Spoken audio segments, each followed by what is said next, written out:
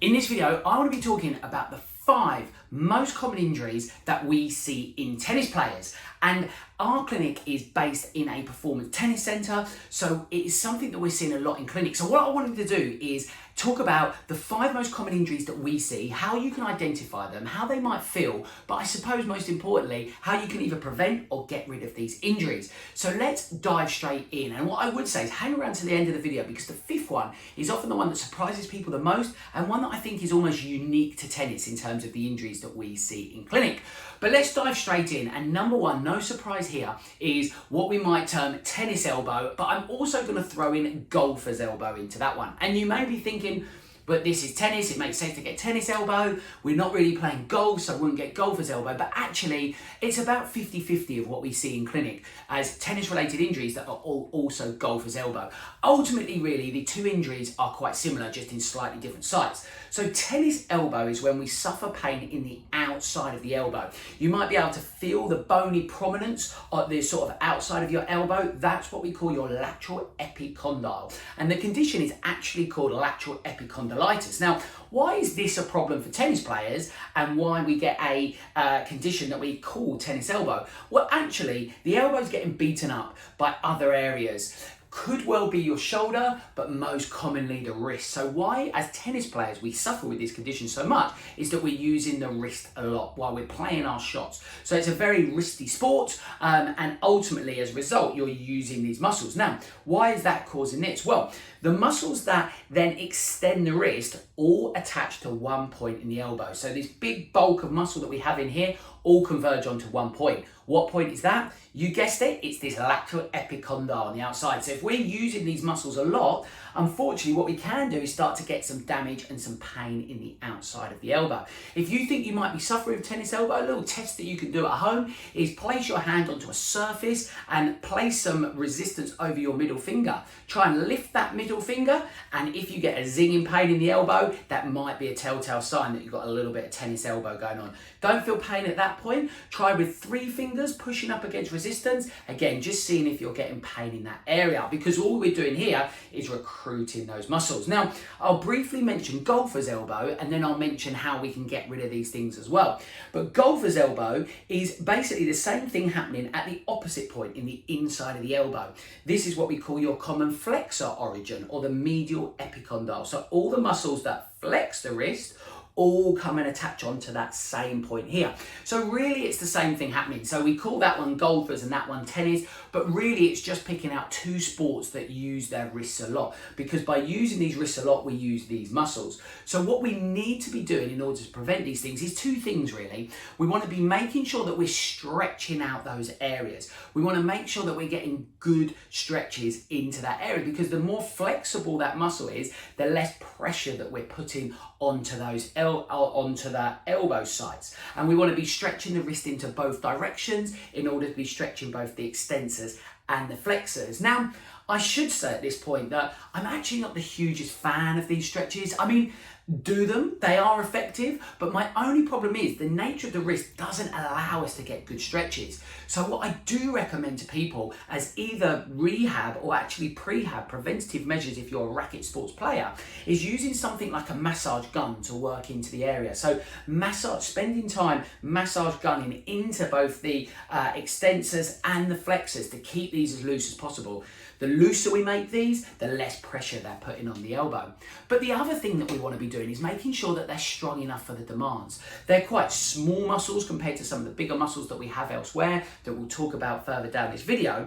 But light strengthening exercises can be really helpful and something that we should be doing certainly as prehab, but also if we are rehabbing from those areas. So this could be just using a light dumbbell, fixing the arm in a position and looking to just slowly lift up and down, really slowly taking that weight through that range of motion to start to strengthen this area. Something like 3 sets of 12 exercises can be really helpful, and looking to do these every other day. Moving on to our second most common condition that we see, but this is one that is super common in tennis players, and that is rotator cuff related pain. Your rotator cuff are 4 muscles that hang on to the top of the shoulder joint. So they're actually keeping this shoulder in place. Now, the problem for racket sport players is that we are taking this shoulder through its full range of motion very frequently. So we're using these muscles a lot. And what can happen, unfortunately, is we start to get some postural abnormality. So junior tennis players in particular that I see, because they spend lots of time using these muscles at the front of the shoulder as they're hitting tennis balls, what they start to do is find that the shoulder blade might wing a little bit and come forward. What then happens is it closes up the space where some of these rotator cuff muscles come through. So what we would typically see is at a serve or at a smash, when we raise that shoulder and close up that space, that actually we can start to get some pinching. So pinching in the shoulder is super common. It's a rotator cuff issue. Now, what you can do is an interesting either rehab or prehab tool is to start to assess your shoulder mobility. And a nice simple test that you can do is to try and reach up the back of your spine. So by reaching your arm behind your back and reaching up as high as you can go, you will start to get an understanding of your shoulder mobility. And if you do it in your non-dominant, so your tennis playing hand first, and work out how far up your spine you can get, and then you get a big reduction or you get some soreness around the right hand side, that is where we might be finding that we're getting some restrictions in that shoulder that might predispose us to some rotator cuff pain. So what do we want to do about this? Well, we really want to increase that shoulder mobility, and that's where grabbing something like a towel to do some of the towel stretches that you can see happening here I find to be really helpful. So you just grab the towel at a comfortable position and you pull up with the other hand, the side that we're not stretching, and you should be feeling this pull in the back of the shoulder area, the area that typically becomes problematic in tennis players. So again, like in the previous video, the stretching is helpful, but also some self-release massage work can be really helpful too. So grabbing something like either a massage gun or laying onto something like a lacrosse ball, a tool that I find to be really helpful, particularly for the back of shoulders, are lacrosse balls, and laying on those to start to work deep into that area. As I say, I find to be really helpful. We also want to be doing strengthening work. You may well have seen tennis players doing some work with bands where they're looking to externally rotate their shoulders. What they're looking to do there is train the back of those shoulders to try and balance out the amount we're using the front. Very tricky, and I do often say that sometimes shoulder pain can be an occupational hazard for tennis players, but it's something that we want to be working on as much as possible. One point to note, because I often see this done wrong, is if we are looking to work in external rotation, keep that elbow tucked. We don't want to be using the dominant muscles that are non-rotator cuff ones. We want to be using those rotator cuff ones, and you'll find when you keep that elbow tucked in and the shoulder stable that the exercise becomes much harder because you're then using the right muscles. So at number 3, we've got ankle sprains. Now, unfortunately, the sheer nature of tennis as a sport is it does leave us susceptible to ankle sprains. Ankle sprains are where we get damage to the ligaments. Ligaments are designed for stability to the joint. That's the role of the ligaments. Now, the problem with tennis is that it does mean that we have to change direction quite frequently. And actually, if we think about it, really our opponent's aim is probably to get us changing direction quite frequently. So unfortunately, ankle sprains are quite common, and actually probably of all the injuries, the most difficult to stop or the most difficult to predict. And the previous injuries that I've mentioned are what we call overuse injuries. We sort of get warnings to those. If we're paying attention, we can tell something's going slightly wrong over a period of time. But an ankle sprain is an acute injury. It happens, there's instant pain, instant problem. But there are things we can do to increase the stability of our ankles, because we know that the less stable ankles are going to be more susceptible to these injuries. So this is really where we're getting balance work involved. And something I like to do with tennis players is getting them standing on one leg and throwing a ball up against a wall, but mixing up where they're throwing the ball, giving themselves that balance challenge. If that becomes too easy, what we can then look to do is to increase a balance challenge. Now, you could do this with something like a Bosu ball in the gym, which are the sort of half gym balls that you've probably seen people standing on. But actually at home, you can use something like a pillow or cushion. Do the same exercise, but with that pillow or cushion underneath, and it's going to become a harder exercise to do and a bigger balance challenge. Therefore, making those stronger ankles, bulletproofing those ankles, so if your opponent is changing you from side to side, your ankles are strong enough to cope with it. So then moving on to number 4 is knee-related issues. Now, this is probably one that comes up for any sport really, but particularly in something like tennis where there's a lot of demand going through those knees, unfortunately the knees can suffer. Now, really knee injuries, and you can check out the YouTube channel if you're worried about knee injuries, because it's such a detailed topic that we have detailed videos on it. But a quick couple of things that we want to be doing as tennis players is making sure that the muscles that cross the knee are as flexible as possible, the actors on the knee if you like, and also the muscles that stabilize the knee are as strong as possible. So if we start off with that flexibility issue, well, I tend to look at things like the quads and the hamstrings. Both those muscles cross the knee, so if they're short and tight, they can be putting a lot of excessive force on those knees. How do you work out if yours are short and tight? Well, if we start with the quads, what you can do is you can lay on your front, keep your hips nice and flat, and you want to pull your foot up towards your bottom, bending at the knee. You can turn around, grab hold of that ankle, and look to pull that in towards your bottom. Now, you should be able to pull that so it touches your bottom. The quad should allow for that. If you can't do that, if you find that you can't get that bend at the knee, then actually it might be telling us, and if there's a pull at the front of the leg, that you're tight through those quads. So this could become a good stretch for you to be doing daily, holding that stretch for 30 seconds. But this is a hard stretch. The sheer nature of laying down flat on your front means that your hips are stabilized, so it becomes a real true test of those quads. To make that stretch slightly easier, we can lay on our sides, which allows us to move our hips a little bit forwards, and that will make the stretch slightly easier. And again, you can then look to keep doing this stretch, retest, and you should find that you can get to the point where you can grab hold of that ankle and hopefully get that to touch your bottom. Then the same for the hamstrings. What we do here is we look to lay flat on our back. Now, this is an easier one to cheat on. So we want to make sure two things. One, that our hips are staying nice and flat the whole time. And on the side that we're not testing, but we're not cheating and lifting up a little bit on that side. And the big one that everyone does is the leg that they're testing, they bend that knee, because that takes the hamstrings off the stretch. So what you want to do is keep that leg perfectly straight and start to lift it up. Now, what we would like to do in a perfect world is be able to get that leg to 90 degrees. So what we would call 90 degrees of hip flexion. Now, 90 degrees is ideal. 80 degrees is probably sort of acceptable, what we should get. Anything less than that, if you're only sort of halfway, if sort of 45 degrees or not quite getting close to straight legged, then we're probably getting a real indicator that we're tight in those hamstrings. So this can become that test. Wherever you can get to, don't force it. That can just be a nice stretch that you're looking to hold for 30 seconds. Do that every day, retest in about 2 weeks' time, and I reckon that you're going to see some good improvements on that, and then you know that you're putting less pressure on your knees.